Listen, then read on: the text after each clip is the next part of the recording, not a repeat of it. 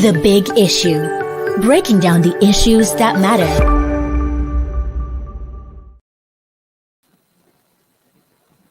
Welcome to this edition of The Big Issue. I'm Salas Ezugu. I'm standing in for Mr. George Abba, a regular host who is unavoidably absent. Me today is our in-house analyst, broadcast strategist, Mr. Chibuzo Okebe, and then our guest today, very sound guest today. We have Ablahi M. Jabi, is Chairman Campaign for Democracy, Human Rights Advocacy, and Civil Society Nigeria. Jabi, you're welcome to this. Thank you very much. Today, on the big issue today, the campaigns have started and the fireworks have started already. Today, we'll be discussing, the topic today is Northern Presidency, Atiku, the architect of his own misfortune. Today, we're discussing the fate of the presidential candidate Atiku Abubakar, whose utterances about the not choice of presidential candidates to vote in 2023 election has caused a lot of furore in the polity. The people calling him an ethnic jingoist. Atiku spoke during another Arewa town hall policy dialogue in Kaduna on Saturday that the North does not need a Yoruba or Igbo presidential president. Since then, he said, quote, what the average Northerner needs is somebody who is from the North. He doesn't need a Yoruba candidate or an Igbo candidate. That's what Atiku said. And since then, people are commenting, Now, why most Nigerians, especially the Southerners, are still grappling with the vexing issue of PDP, zoning their president, throwing it open, and Atiku from the North taking over the candidacy from the South. Atiku has made this statement. Is Atiku really conscious of the angst in the South that, if you remember last year, Mr. Jabi, that they, Dr. Jabi, yes, that Southern governors since last year have been happy with the fact that the presidency has stayed for 8 years in the North, the Buhari charge that the next president should come to the South. The APC managed to get their own presidential candidate from the South. The PDP, the opposition party, threw it open and then, and Atiku managed to grab it. And then has been a lot of, going on back and front between the party. In fact, there's no peace in them. We do think that making this kind of statement, is helping Atiku's campaign. I think it's a very unfortunate statement from a statesman in the caliber of Atiku Abubakar, who is highly respected by his in-law and friends, 60% from the south of this part of the country. When I talk of South, triangular South. Yes. He has a good number of the Igbos as business partners, and they flourish in his company and investment. He has a good number of them from the Southwest, particularly most of his investment are in Lagos. So if for political exigencies, he decided to reduce his status, social status, political status, as a statesman to become bigots, using our fault lines, religion and ethnicity to protect and promote his interests. I think that is uncalled for and is not needed at this material time. Because part of the policy guidelines from National Broadcasting Commission is the fact that no campaign statement should be offensive to the sensitivity of the people or to the personality that are involved in the contest. So he has edged with this statement. And it further shows that PDP is not ready to take power from the present APC, as it were. Because this statement is not only inflammatory, it's injurious to the sensitivity of the other ethnicities who are major in their own right in the country. And that will further, make him to have hidden collusion with those, even within those geopolitical zones, who are having sympathy for the PDP and for its candidate. And most importantly, his wife has been doing everything humanly possible to cultivate the Southwest people. Because the article is from Osun State, it's from Ilesha, and is a respected Yoruba woman from Ilesha. And despite the emergence of Tinubu, the Yoruba still have sympathy that after all, Atiku is their in-law. So some of them are still looking at it from that perspective. But this erroneous statement, an injurious statement at this material time, I think I may guess that maybe what Barrister Governor Nwike is doing is getting fatigue of Nwike distractions in his arrangements to clinch to the presidency of Nigeria in 2033. And that is why he's not well guided in his utterances, and it's very injurious. Because every statement at this campaign matters to Nigerians.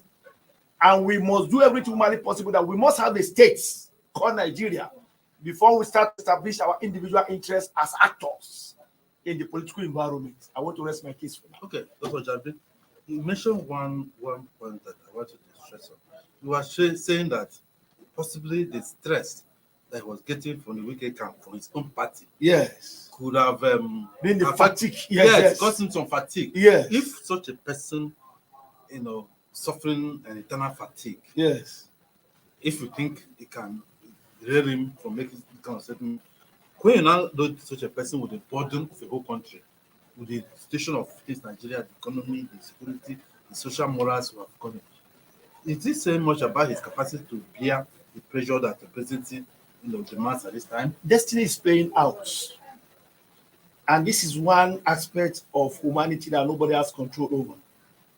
If it is your time, it's your time. Are you getting me now? If your time, Atiku has contested, this is the 9th time he's contesting for the presidency of Nigeria. 9th time? 9! This is the 9th time he's contesting for the president of Nigeria since 1999 to date. And if you're a serial failure in an election or examination, it is that time you take the back seat and allow it go. After all, you'll be number 2. With all the paraphernalia of office, you've acted as even acting president during the era of President Obasanjo in the first time. So I will advise strictly that he must get his party members' interest first, resolve the internal crisis in his party before he faces the larger Nigerian people. We have moved away from Egypt now. We are getting to the promised land. And when you start shooting our fortlines as a factor that Nigeria should be grappling with in 21st century, then you are telling us that you want the status quo to remain. And it's just insulting our common sense, Nigerian common sense. Because naturally, a simple arrangement that they could not keep times and promise to in their party, People's Democratic Party, then you are throwing it again to the larger society. So where is the trust? Where are the sympathies and the partners that will help you to scale through the turbulent time of Nigerian transition in 2023? Because this election is beyond personality, is beyond regional egoism, is beyond personal interest. This is about issue-based campaign. On this note, he has flouted and he has offended the sensibility of Nigerians, and he's going to pay dearly for it. But what it simply means is that, look, I haven't come from a very fought background that the PDP in their own thinking allow Atiku, because it's a money bag, to hijack the presidency of PDP against all odds of what was enshrined in the constitution, that has to be rotational between the north and the south. You have not been able to settle that aftermath of presidential election. You have now compounding it with unguided utterances. That is unfortunate. Something is happening somewhere. He needs to go and rethink and reappraise himself and conform with the fact that power comes from God. Because Buhari cannot rule 8 years with all the decimal force here. And you still want Nigerians to believe that power is from the north. That toga of we are born to rule will not stay. Is offensive. It cannot remain in this part of the country. Dr. Javi, thank you for that. That's your insight. Chibuzo, you've had Dr. Javi. Yeah, he has said it too. Yeah, but Atiku, one of his major campaign, mantra is you want to be in the fire. In the fire. You want to be in the fire of the country. And I've heard people say, fire party first, before you can talk about investing in other countries. But this statement that trying to reduce him, was it just trying to capitalize on the population advantage of his region to grab the presidency, or does this thing show him as somebody who is he matching well with action, someone who wants to be a unifier? Well, thank you very much. Since this whole incident played out, since he, said what he said at the Arewa gathering, there's been a number of interpretations as to what he intended to say and what his character is. And from what I've been able to glean from the various people that I've spoken, some are trying to say, okay, it is not in his character to posture like this. After all, his political background has always portrayed him as, like that, and not being a jingoist or a sectional bias. that he's a much more liberal politician. But when you make a comment like this at a time where Healings and conciliation were ongoing, the country has been under a lot of tension, political tension, with regards to inclusivity, then of course he's going to raise a lot of questions, and it will require him, and that's where clear and precise political communicating is important. If you have a good intention and you don't communicate it well, there's a problem. If you have a bad intention and you communicate it well, people can also see through that. So, in a lot of ways, it is important that any candidate would really have to assess or reassess and continually reassess what he has to say. But it's good that finally we are having the key actors in this game coming to speak for themselves. Before now, we had a number of them layered up with spokespersons. So it was really hard to gauge what they are thinking, particularly when it's not scripted, so that we can assess them and say, okay, you are saying this. Is this what you are, or is this what you are trying to communicate? So I think it's a good thing. It's a good thing that we're beginning to see them come. And as expected, it has become a political thing. Not necessarily bad in itself, even though some of us are still not comfortable that this thing, as important as it is, seems to be taking away the shine from them giving specific answers as to what they are going to do in other specific sectors. We can't overemphasize that, but it's good enough that we are seeing them talk. Over the weekend, we also saw what happened with Bola Ahmed Tinubu and all of the funny things they were saying. He said, they've also had the Peter Obi saga too, with figures throwing up and down and all that. People question it and say, "I know this is your figure. You are not right. You are making bogus comments. You should back your whatever you say with concrete and clear figures and all of that." So it's the season. Is it good? Yes, but to the degree that it does not take away from the germane issues, it is absolutely Okay, Chigo, thank you. Now, of course, when in a political season like this, the opponent seems to always want to take advantage of your sake. And Wike, Governor Wike of Rivers State, has asked Atiku to apologize to Nigerians, for making such a statement. And Tinubu himself, the Ahmed Bola Tinubu, the official candidate of DPC, has reacted, say that what Nigeria is now need the president of Nigeria, and not a modern president. Now, but I want to ask, can Tinubu, for instance, be on more moral high ground, going by the fact that when we were speaking in one of his forums, we were talking about this has been the tone of Yoruba, playing to the same ethnic, line. That's tone from, and that is actually, I'm going to go to it's actually his own tone. When this Miloko, I don't know the language very well. Miloko in Yoruba, yes, it's my tone. It's our tone. It says tone of Yoruba. So you see, he is criticizing Atiku now, but he doesn't have a moral high ground to criticize Atiku when he himself as he made a statement to the fact that this thing should also be about Yoruba. No. There are two scenarios here. Okay. Pre-presidential primary elections, there are issues, very strong issues, that can cause chaos in this country, if not intervention of few northerners who saw the danger if it's allowed to happen, and then good stakeholders and party leaders in APC that said and insists, particularly in northern governors, that it is the time of the South.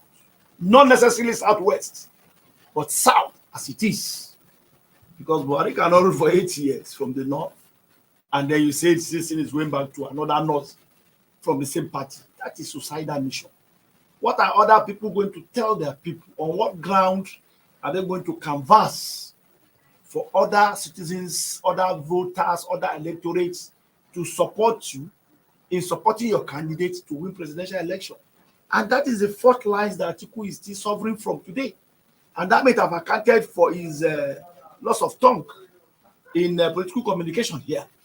On a more serious note, because Tinubu himself too said that at the time it was very necessary, because it was before the presidential primaries, saying clearly that the North is ready to take this thing by hook or crook off the APC feet back to the North. He said, no, I've invested in this party, I've contributed to sustainment of democracy, I've rejected this party, I've supported this president, and it was agreed that power is going to the South.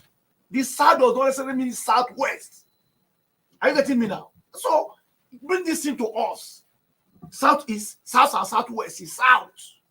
And they all featured in the primary presidential election.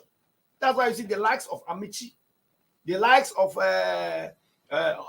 Onu, the likes of other candidates that came from the Southeast, including the governor of Ebonyi State. Then Tinubu came from the Southwest. Other Southwest candidates withdrew, and the only vice president contested with him from that same Southwest. And the result is what we are saying. That's why I say it is the stone of the South. And in the South, it must be me, because I have put more investment, more support. Wait. I've heard you very well. Okay. But what you're saying, when you juxtapose it with what Tinubu said, he said that when Buhari lost the third one, he went to him and said, look, we want to support you to run again. When you win, then after that, you will not take our own chance for granted. And that's why should go for to the world, to Yoruba. He said Yoruba, he didn't say South in that video that is trending. But I've taken note of your statement, and then but the issue is, before we have always come to here to canvass for issue-based campaign. Yes. Is this Chibozo? Is this issue of where you come from, where you don't come from, how you worship your God, how you face when you worship your God? Is that what Nigerians should be talking about now? When every it's now they said every day, this every second, every minute now, I don't remember 1 hour, 6 more Nigerians are falling into the poverty line. Is that what you're talking about? The flooding now, it is at the level that we've not seen this kind of flooding in the country, and I don't know how to get to this majority, and they're not getting. People are running away from Nigeria. People are, so everybody that has a will, it's hard to see that. Is it what you're talking about? That you don't a certain president, if or you know them, is that what you're talking about now? Well, or how to provide solutions to the things that are ailing us?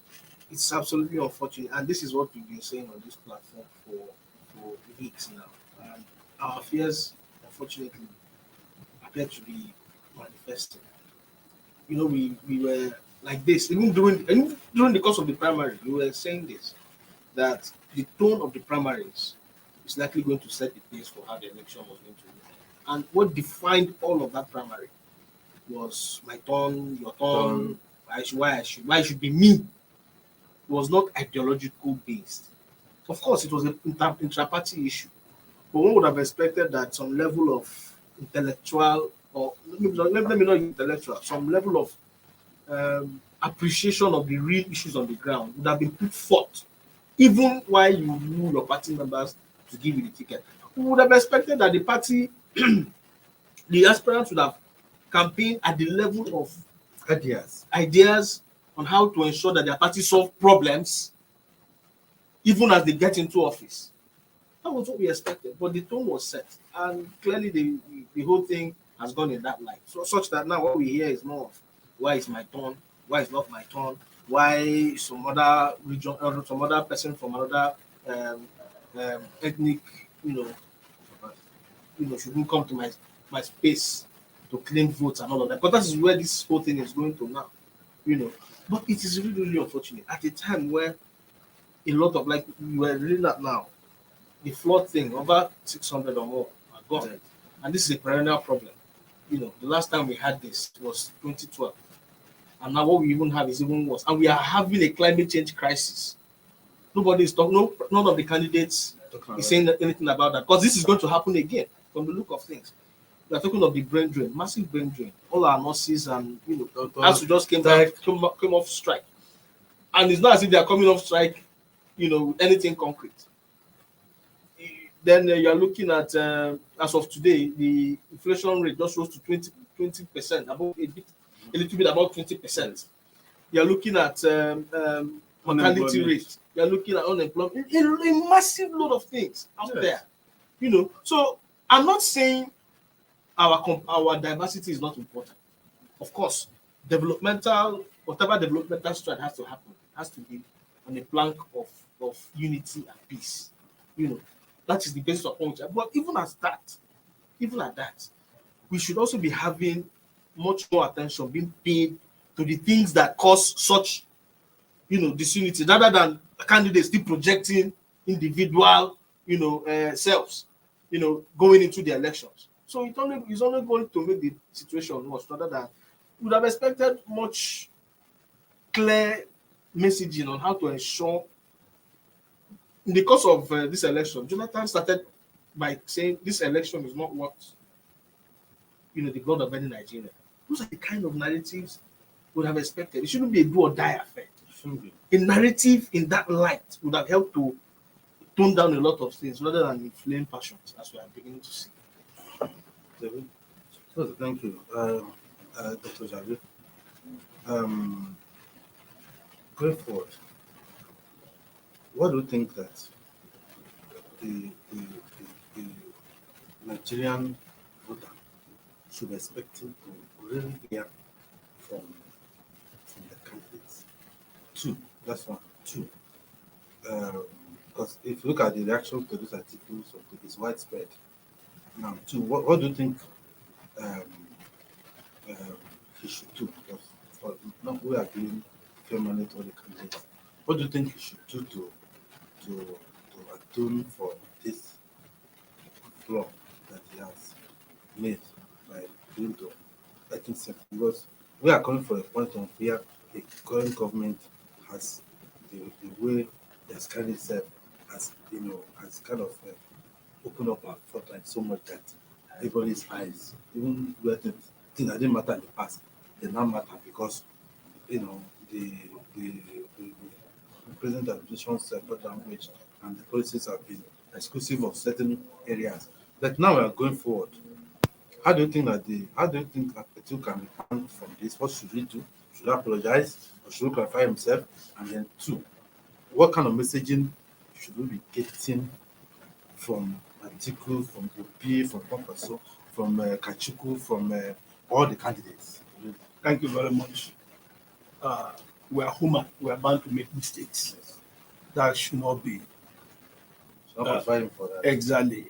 And if there is a skip of words because of either anxiety or fatigue or emotion, we should allow it to go. It is not as bad as people are looking at it. It's either of the candidates or more of the candidates have these fault lines, because in the past, election campaign has always been tied to issue of sentiments, my culture, my food, my faith, my wife, the food we eat, how much I'm richer than you. It has been like that. But we transcend that stage. At this level, 62 years independent of the Federal Republic of Nigeria, and then almost 23 years of our democracy, we mature. It's no longer nascent democracy.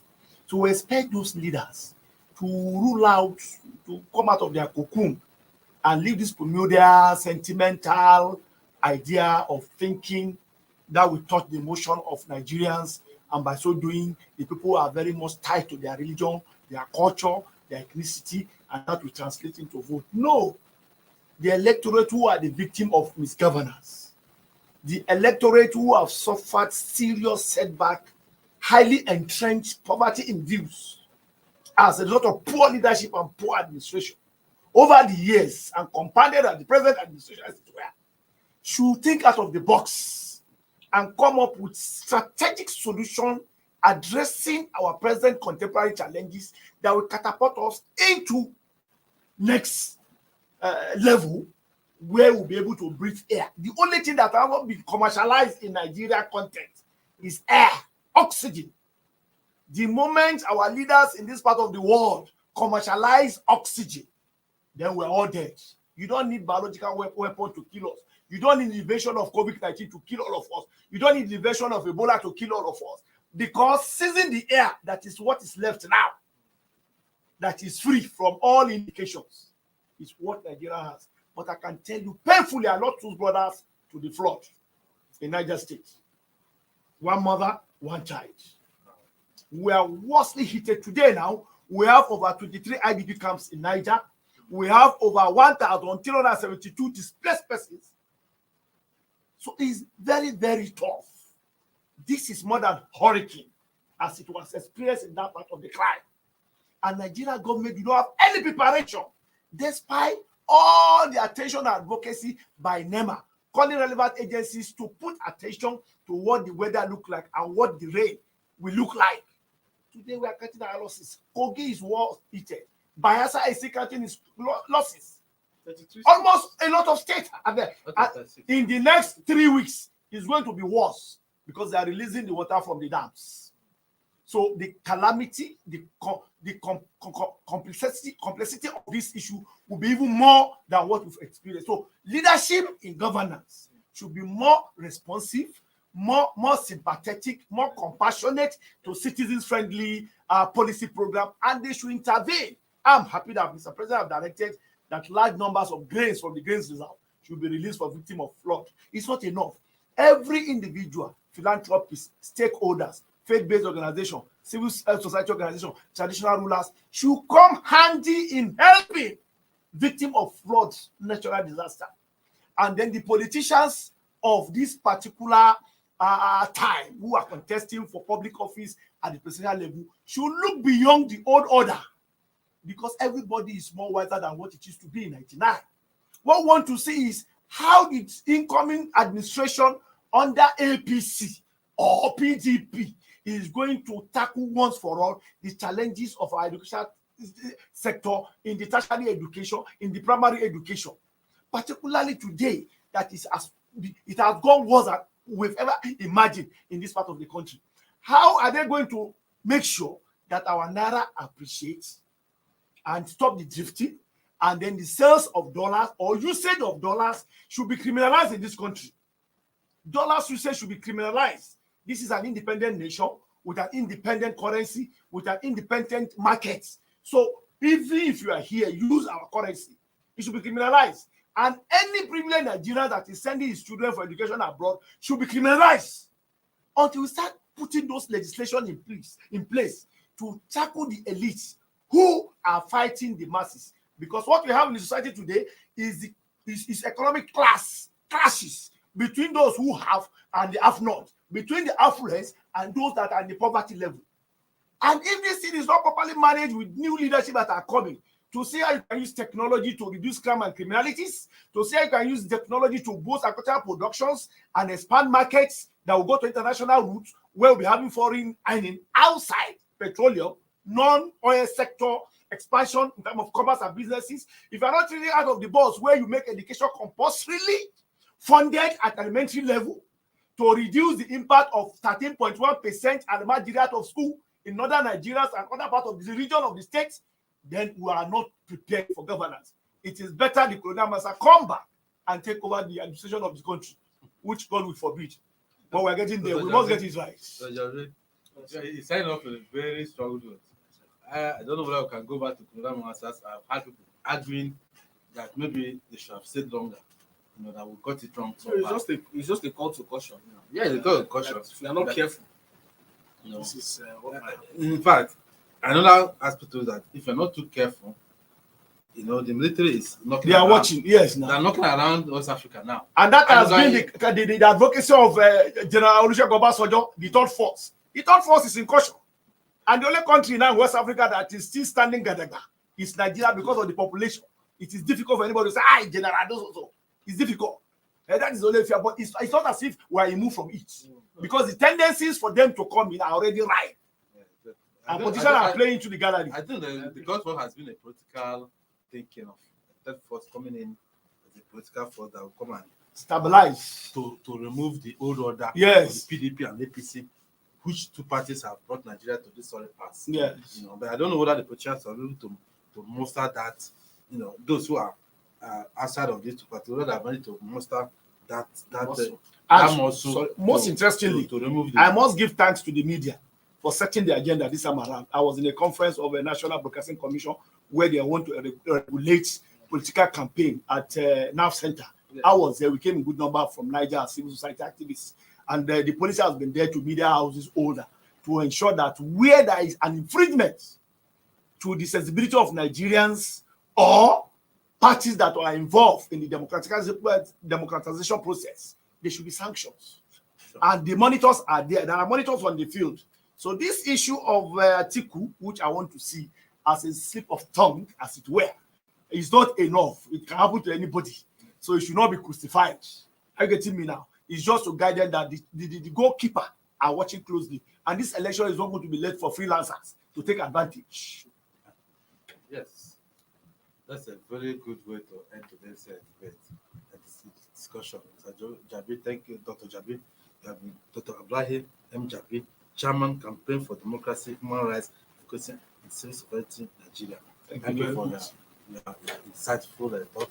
And thank you. Today we end today's edition of the Big Issue.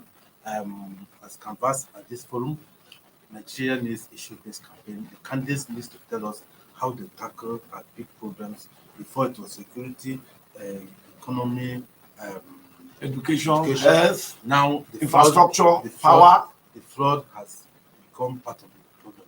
So that's what we need to be talking about, how to solve it, how to give action plans, how to solve it. Not to tell us that you need a northerner, a southerner. It's not an issue. Some people don't care whether the person is a Chinese, as long as if you can deliver the problem in Nigeria. Yes. Who cares where you come from, how you pray?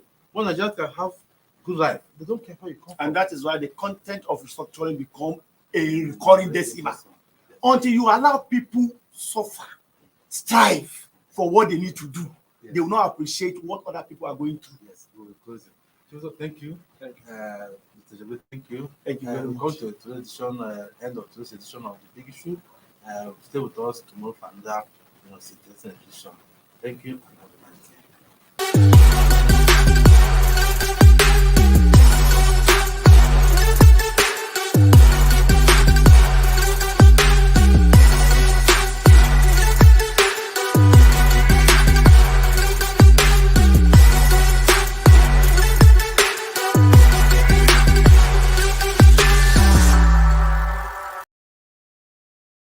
Thank you for watching. For sponsorship and advert placements, please contact 080-3688-6158. Last Word Leadership Podcast Studio. You have the last word.